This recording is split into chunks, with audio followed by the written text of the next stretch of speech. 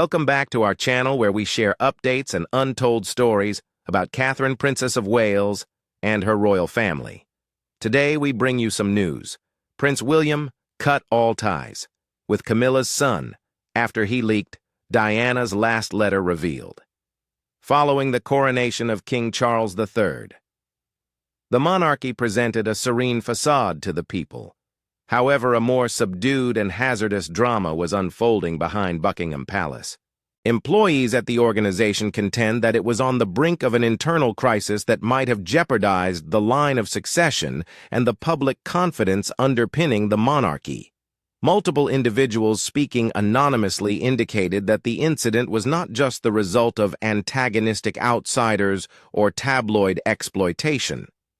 The operation was a deliberate personal endeavor aimed at harming Prince William by tarnishing the reputation of his mother, Diana, Princess of Wales. The first state dinner of the new administration was intended to demonstrate unity, and reports suggest that it marked the commencement of the campaign. The ceremony aimed to reaffirm stability subsequent to the coronation. Friends assert that rather than that disputes among the extended royal family evolved into a calculated effort to undermine Diana's image and diminish public support for William's prospective reign. Tom Parker Bowles, a private individual and gastronomic author, together with Queen Camilla, were pivotal figures in that narrative and the subsequent investigation. They had distinct but interconnected affiliations with the home. An individual employed at the palace said that the occurrence started during an interlude between courses of the dinner. There was a pause, the individual said. The palace was simultaneously at its most formal and most vulnerable. During that interlude, Tom Parker Bowles reportedly conversed with his mother over the enduring affection for Diana. It is said that they agreed that this kind of devotion impeded the establishment of the new era centered on King Charles and Camilla. The narrative implies that initial subdued resentment evolved into a strategy to fabricate detrimental material aimed at transforming Diana from a cherished national symbol into an individual whose personal conduct could be used to undermine her elevated status. The plot's proponents believed that deconstructing the mythologized narrative around Diana may undermine one of William's primary sources of public support. The first alert of genuine danger did not come from a senior aide or a security officer. The information originated from an old palace service member called Arthur, who had been there for several years. Arthur, having held various positions over the years and recognized for his personal dedication to Diana's legacy, allegedly eavesdropped on parts of a conversation between Parker Bowles and Queen Camilla. Arthur was concerned by what he perceived suggestions that confidential documents might be used or that a narrative was being disseminated to damage Diana's reputation. He promptly approached Prince William to express his concerns. Friends assert that the experience elucidated William's response, revealing his priorities. Rather than responding with public outrage or an instant demand for retribution, he was privately astonished and resolute in his commitment to take action. He deemed it intolerable for those intimately connected to his family to use his mother's memory as a weapon. Nonetheless, he recognized that publicly countering the allegations may exacerbate the defamation and provide it more credibility. He opted for a secret but thorough inquiry, using a limited group of advisors and trusted external specialists, rather than the palace's formal public channels. To comprehend the rationale behind Parker Bowles's tactics, one must recognize the ambiguity of his status inside the royal circle. Tom Parker Bowles is a prominent food critic and author. However, he lacks a title. His mother is well connected to the family, placing him in a precarious situation. He garners attention without possessing institutional power. Sources indicate that such a discrepancy may be undesirable. The coronation and its subsequent events enhanced his family's popular prominence. The two princes, cousins and sons of the reigning monarch, assume public positions that Parker Bowles has never undertaken. Friends and advisors believe that the focus on William, seen by some as a halo from Diana's legacy, exacerbated his discomfort. Acquaintances of Parker Bowles said that he had many motivations for his behavior. He resented the attention shown to the heirs. He was irritated by the notion that popularity could stem from family connections, and he believed that William's fame was predicated on a romanticized narrative of Diana. Sources indicate that the primary rationale for the alleged actions was the belief that dispelling the myth would undermine William's public support. They believe it was a combination of ego and strategy rather than just instinct. Motivation elucidates the rationale for the pursuit of the notion, while opportunity and means delineate the execution of the endeavor. Individuals with knowledge assert that the pivotal moment pertained to accessing confidential documents inside Queen Camilla's personal archives. Throughout the years, correspondence memos and various documents accumulated in the private collections of the Queen Consort and her extended family. Sources reveal that included among those artifacts was a handwritten letter from Diana dated 1996, composed subsequent to her separation and divorce from Charles. Upon further examination of the original letter, detectives found it to be both candid and contemplative. The narrative depicted a woman confronting the dissolution of her marriage and the difficulties of motherhood against unwarranted public scrutiny. The same weakness made the paper both perilous and attractive. William was accused of having Tom Parker Bowles deliberately alter the preserved letter to create the impression that he had made scandalous and damaging statements. Investigators assert thereby that the disseminated version distorted context, altered phrasing, and reassembled lines to portray Diana as engaging in an affair, so depicting her as capricious and disloyal. This action aimed to subvert the narrative of Diana as a victim and to harm William by assaulting the maternal symbolism that elicited sympathy for him. The subsequent segment of William's narrative pertained to the operational mechanics of the magazine. For slander to be effective, it needed a credible source, a journalist willing to disseminate a sensational allegation and sustain the tabloid ecosystem. Sources indicate that the intermediary was Emily Carr, a royal journalist whose career had stagnated. Ms. Carr exhibited ambition, and as per sources had financial difficulties, making her an ideal target for an individual seeking a journalist susceptible to monetary inducements and the opportunity to get a story that may enhance her career. The alleged agreement transpired in a manner that was both clandestine and uncomfortable. An insider said that a clandestine transfer occurred at a residence in West London. A physical copy of the amended letter was delivered with the payment, which was facilitated via an intermediary. Subsequently, investigators discovered that the funds had been funneled via a fictitious corporation established to obscure their origin. For Ms. Carr, the proposal was pertinent and would provide financial assistance. For Parker Bowles, the article would serve as a means to disseminate a scandalous narrative and initiate a broader effort to tarnish an individual's reputation. It is said that Queen Camilla's position is less overt, but significantly crucial to the strategy. Individuals who establish the timeline assert that she did not want narratives to be written in her name. If the narratives are to be trusted, her role was to make possibilities plausible. She would prepare the media for a significant assertion by making innocuous remarks, strategically timed innuendos, or subtly lifting an eyebrow at social events. Thus, when the charge emerged, it would encounter a receptive audience rather than a dubious one. This kind of subtle priming may be quite successful.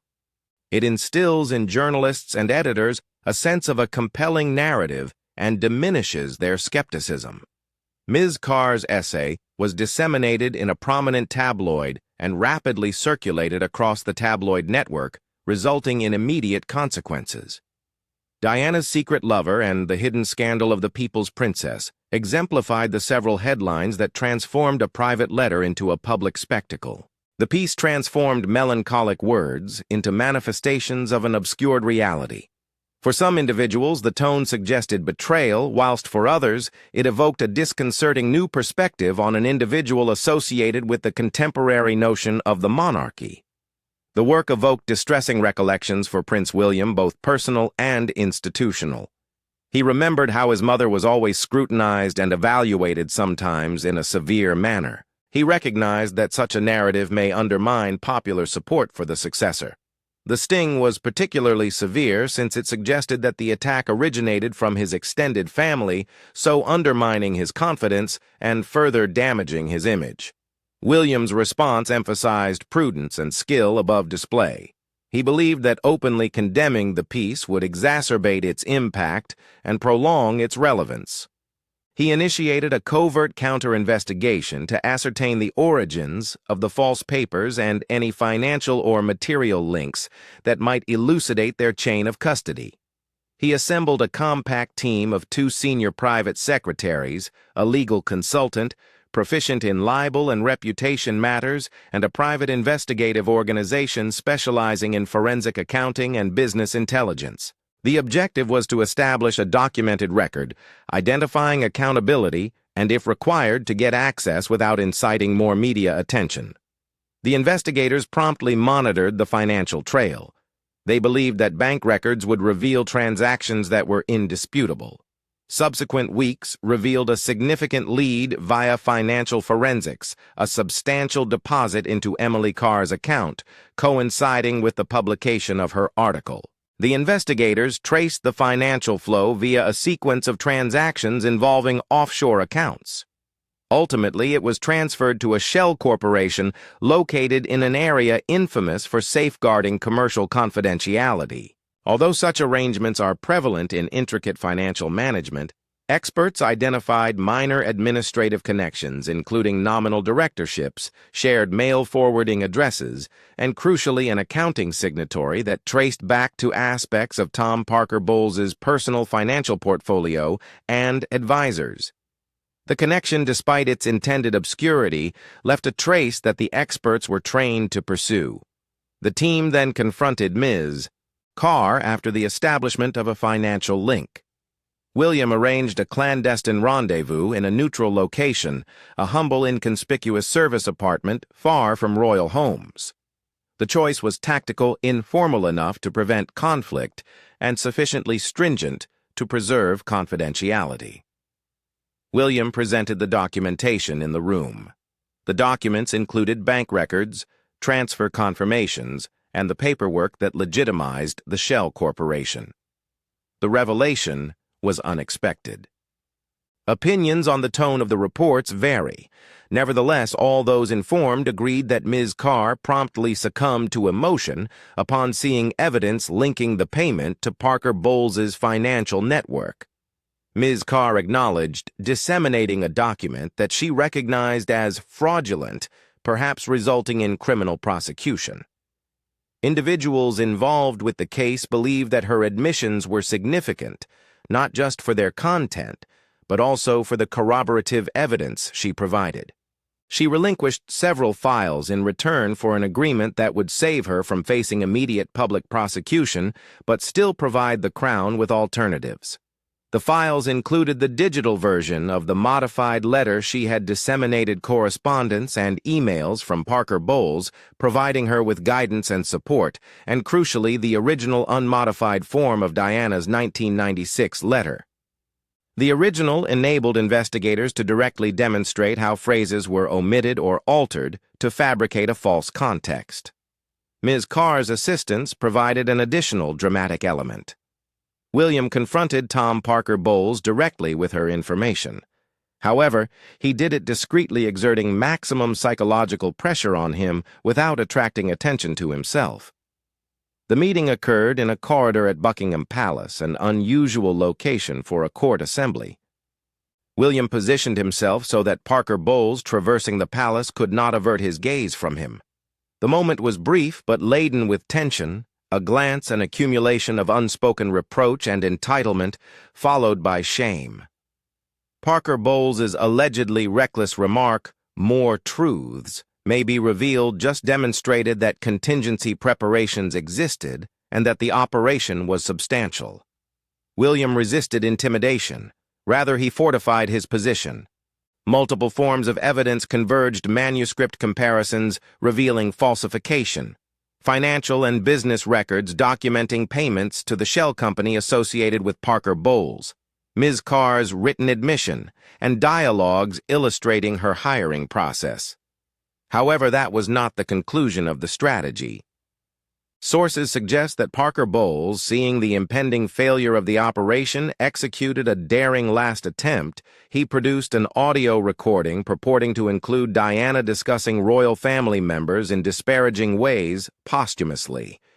The audio strategy included novel audio forensic techniques and preliminary AI-driven speech synthesis. It is feasible to sample vintage audio and assemble phonemes, rhythm, and intonation. Investigators assert that the participants compiled segments from Diana's many interviews, including the 1995 BBC Panorama discussion, integrating them with varying degrees of editing and synthesis. The meticulously crafted script included language that, when together, seemed to constitute a direct assault on specific members of the royal family. A voice like Diana's delivering scornful remarks exerted a more potent influence than a fabricated written statement. A recording was leaked to a publication known for rapidly disseminating sensational claims. The selection of this site was astute, since its inadequate fact-checking increased the probability of a falsehood being disseminated prior to professional refutation. The playback elicited a considerable reaction. For many individuals, Diana's voice or its semblance was so recognizable that her assertions seemed irrefutable. Individuals rapidly altered their discourse on Diana's legacy in social contexts, televised discussions, and editorial columns upon seeing the fresh data. Conversely, William was aware that the audio was fabricated. He and the audio specialists he consulted identified indicative markers of splicing, abrupt changes in background noise, odd transitions between words, discrepancies in breath and tempo, indicative of montage and digital signatures evidencing tampering. The forensic audio analyst Williams' team generated a technical report identifying several splice points, ambient inconsistencies, and spectral anomalies indicative of composite editing and digital synthesis. This was an unequivocal technical repudiation of the recording's legitimacy. William needed to choose the course of action regarding the case once the video was deemed fraudulent and the documentary financial and testimonial elements were consolidated. A public litigation or protracted media dispute may have exposed other private matters of the palace, so degrading the monarchy's image. Instead, he presented his point to the monarch and confined the conflict to the palace as a means of resolving the issue. He created an official document that concentrated on the impacts on institutions, including attempts to subvert the line of succession and exploit private archives. He thereafter requested a secret audience with his father, the king. The subsequent event was an atypical internal process characterized not by a public trial, but by a palace-level decision presented as a matter of profound national and constitutional importance. King Charles, Prince William, Queen Camilla, and Tom Parker Bowles attended the meeting held in a small stateroom at Buckingham Palace. A number of senior advisors and attorneys were present, and Emily Carr was summoned to give testimony. The setting was meticulously regulated, aiming to resolve a problem devoid of anger while ensuring a comprehensive comprehension of the facts and responsibilities. William's presentation was very structured and methodical. He believed that articulating the facts was the most effective means to achieve a sustainable resolution. He placed the authentic letter from 1996 beside the counterfeit one mentioned in the press, allowing the disparity to be self-evident. He then examined the documentation, which included financial transactions, shell company registrations, and the emails and texts provided by Ms. Carr. When Parker Bowles interposed or attempted to challenge the veracity of the documents, the king instructed Ms. Carr to verify the order. Her testimony was comprehensive due to the evidence that had been collected. She discussed her hiring process compensation and the instructions provided by Parker Bowles. She said that Queen Camilla had primed journalists for the story by issuing ambiguous remarks and social cues that facilitated the framing of the ensuing narrative. William concluded by presenting the forensic audio report. The expert's findings were technical but unequivocal. The tape had been fabricated. The amalgamation of textual analysis, financial documentation, witness accounts, and audio forensics elucidated a conspicuous narrative of conspiracy, deception, and an endeavor to obfuscate. The king attentively listened as the accused was given an opportunity to speak, and he seemed notably distressed. Witnesses said that the gravity of the claims and the volume of evidence rendered denial of guilt untenable, so diminishing the efficacy of defenses based on misunderstanding or inadvertent error. Subsequently, the king spoke with his most trusted legal and constitutional advisers. Any reaction must consider legal, symbolic, and constitutional matters. Prosecuting extended family members for crimes may result in protracted public trials that further divulge private affairs, but inaction might imply the monarchy's acquiescence to the events, so undermining its moral authority. The king issued stringent and well-devised directives. Tom Parker Bowles was effectively expelled from public life. He was prohibited from participating in formal royal engagements, forfeited any role that might have facilitated proximity to the crown, and was publicly said to have chosen to withdraw from royal circles. The courteous speech concealed his inability to function inside the royal circle.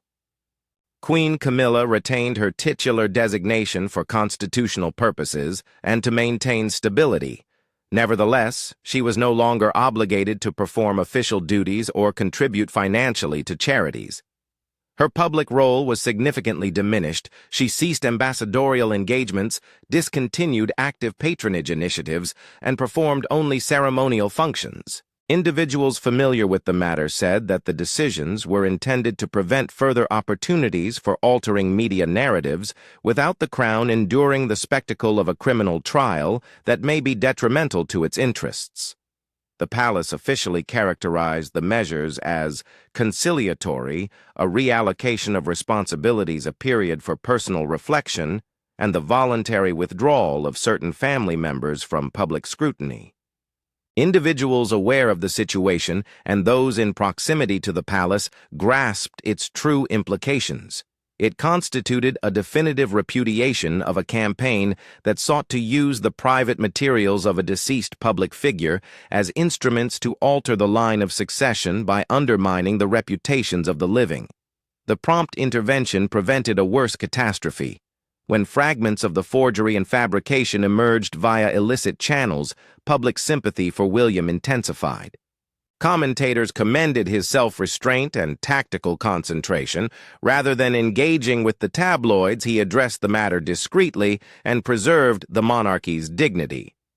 William established a small private memorial for Diana in the sunken garden at Kensington Palace to halt the desecration of his mother's legacy. The celebration was intended to be intimate, including only close family and long-standing acquaintances dedicated to her memory. William audibly read the letter from 1996 at a tranquil, alone moment. The words, sincere, compassionate, and imbued with the challenging love that had characterized her existence, served as a remedy for those there. Listening to the authentic text replete with sounds of anguish and hope, constituted a symbolic contrast to the fabricated narrative that had been concocted and disseminated. The deed was both private and public-private, as it acknowledged personal suffering and maternal impulses shown in the original and public, as it confirmed a truth about a woman cherished by the nation. Following the memorial, William remained alone for a while in front of a statue of his mother. Acquaintances attested that he underwent a personal reckoning. He advanced cautiously and with a strategy to safeguard the crown and uphold his mother's legacy. The situation had significantly strained his patience and capacity to govern a modern monarchy, exacerbated by public pressures and internal discord. Following the episode, aides perceived that he became both more sober and lucid. The experience intensified his resolve to prepare for his future governance and heightened his awareness of the precariousness of public trust. Scholars of the Constitution and governance believe that the events that transpired imparted significant lessons.